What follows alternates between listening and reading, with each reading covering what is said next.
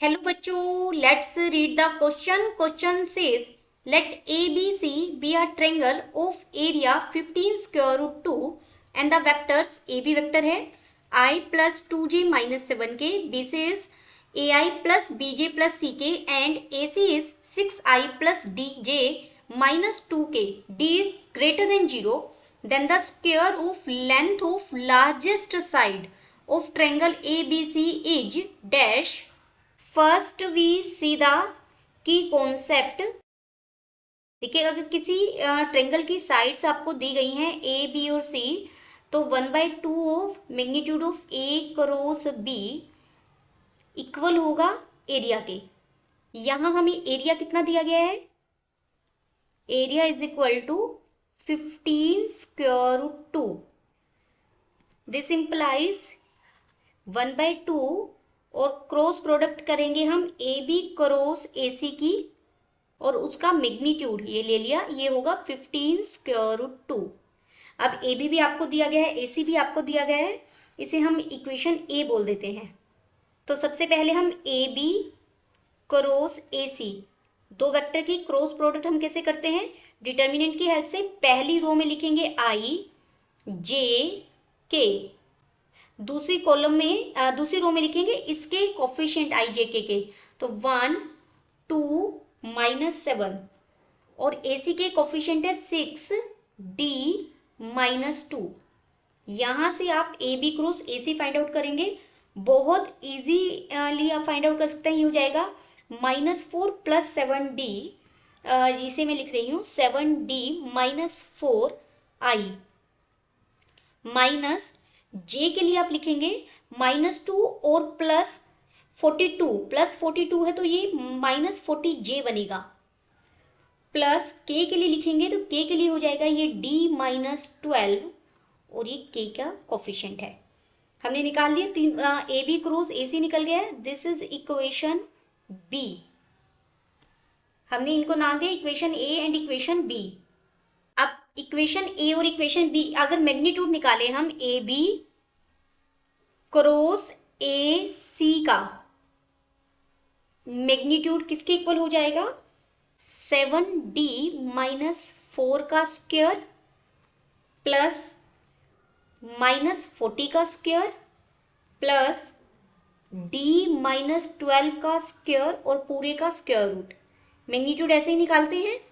ये मैंने मैग्नीट्यूड लिखा और इसका हाफ कर देंगे, यानी अगर मैं इसे 1/2 के इक्वल ले लूं, यहां पर इसे 1/2 भी लिख देते हैं.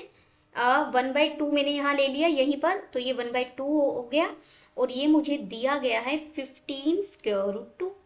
अब हम स्क्वेयरिंग कर देंगे. स्क्वेयरिंग करेंगे तो दिस इंप्लाइज ये 1/4 हो जाएगा और यहाँ से 7D -4 का स्क्वायर, ये 1/4 पूरे के बाहर है, प्लस 40 का स्क्वायर ही लिख रही हूँ मैं यहाँ, -40 का स्क्वायर लिखे हैं, 40 का स्क्वायर इक्वल ही आता है, प्लस D -12 का स्क्वायर और इधर हो जाएगा 15 का स्क्वायर होगा 225 मल्टीप्लाइड बाई 2.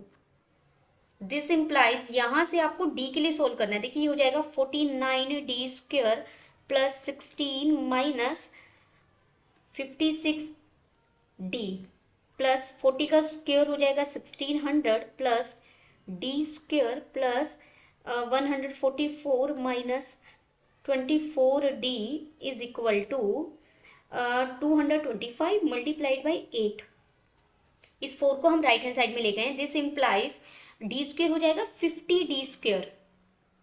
डी वाली टर्म्स देखेंगे तो डी वाली 56 ये है और 24 ये है, 80 माइनस 80D. और यहाँ पर अब कॉन्स्टेंट हम देखेंगे, ये 16 है, ये 1600 है और ये 144 है. 144 में आप 16 ऐड करेंगे तो 160 मिलेगा आपको, प्लस ये हो जाएगा 1760. 16 is equal to right hand side में है 0, आप इसे मल्टीप्लाई कर लीजिए. 225 को 8 से मल्टीप्लाई करेंगे 0402 1800 हो जाएगा यहाँ पर. अब इसे हम और कैलकुलेट कर सकते हैं. दिस इम्प्लाइज थ्रो आउट, ये देखिए 60 में 1800 में से 1760 सब्ट्रैक्ट करेंगे तो 40 बचेगा और फिर हम थ्रू आउट 10 कॉमन ले लेंगे तो ये बन जाएगा 5d² minus 8d minus 4 is equal to 0। अब d के लिए आप क्वाड्रेटिक इक्वेशन बन गया, d के लिए सोल्व करेंगे तो मैं सीधा लिख रही हूँ बच्चे, मैंने कैलकुलेट किया हुआ है, आप कर लेंगे, बहुत इजी पार्ट है ये। d की वैल्यू -2 मिली बाय 5 मिली है और d की वैल्यू 2 मिली है, लेकिन हमें स्टेटमेंट में दिया गया है d कैसा है, ग्रेटर देन 0। ये चीज हमें स्टेटमेंट में दी गई है तो इस वैल्यू को हम रिजेक्ट कर देंगे। तो d हमें कितना मिल गया, फाइनली 2 मिल गया। अब ये कोई ट्रेंगल है मेरी, थोड़ा सा सही बना लीजिएगा, ए बी सी, तो हम vector A B, vector A से बी गए और बी से सी गए, ये इक्वल होगा वेक्टर ए सी के, यानी वेक्टर ट्रेंगल ला है ये, वेक्टर्स में A B plus vector B C equal होगा vector A C.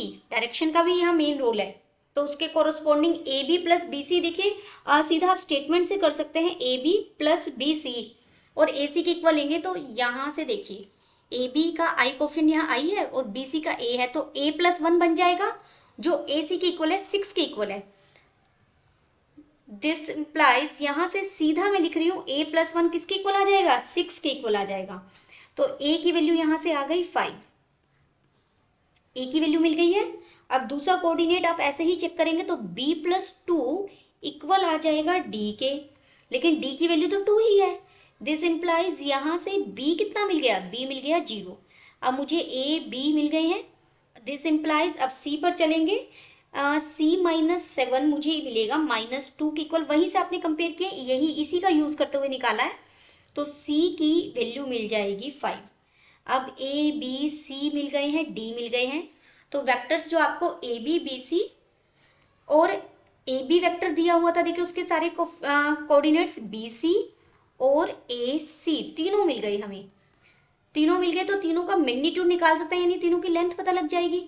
A B पर देखते हैं, ए बी में तो देखिए आई प्लस 2j प्लस -7k है, तो आई का स्क्वायर 1 का स्क्वायर प्लस 2 का स्क्वायर 1 का स्क्वायर 1, 2 का स्क्वायर 4 और 7 का स्क्वायर कितना हो जाएगा 49, तो ये स्क्वायर रूट 54 आ गया।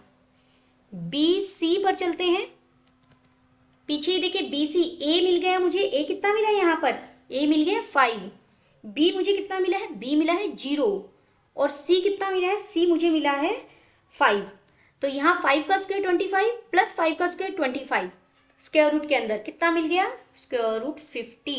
सिमिलरली ए सी में डी की वैल्यू फाइंड आउट रखने के बाद आप ए सी निकाल सकते हैं, डेट इज 44 स्क्वायर रूट के अंदर। तो इसमें से लार्जेस्ट साइड ए बी हो गई, लार्जेस्ट साइड का स्क्वायर हमसे पूछा गया है, therefore largest square of, square लिख लीजिए आगे, स्क्वायर ऑफ, और ये देयरफॉर यहाँ लगा देते हैं, लार्जेस्ट साइड इज कितना हो जाएगा 54। तो फाइनली यहाँ हमें कितना आंसर मिला 54। Hope you understood it well, best of luck.